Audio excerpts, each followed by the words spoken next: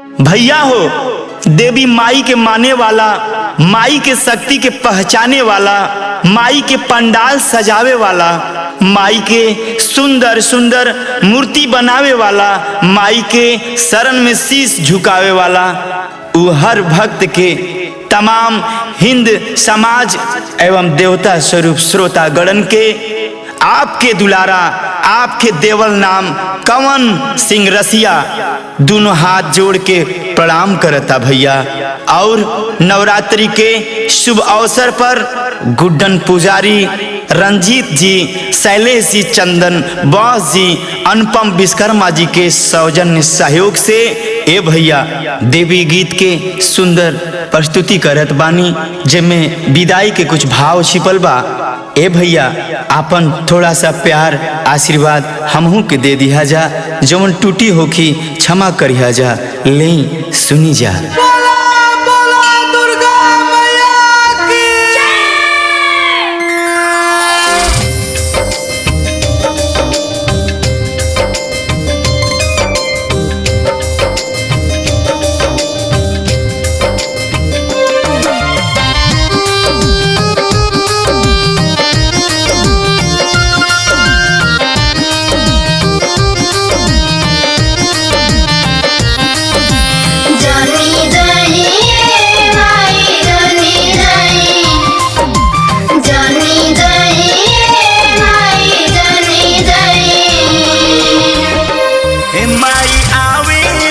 सबके हंसावेली, जगमग जगमग होती ना जगमगावेली।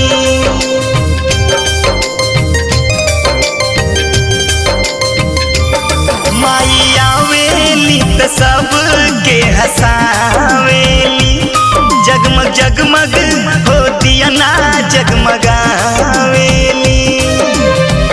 जहाँ के बेरिया हमार माई काहे के रोवावेली, हमार माई काहे के रोवावेली, हमार माई काहे के रोवावेली।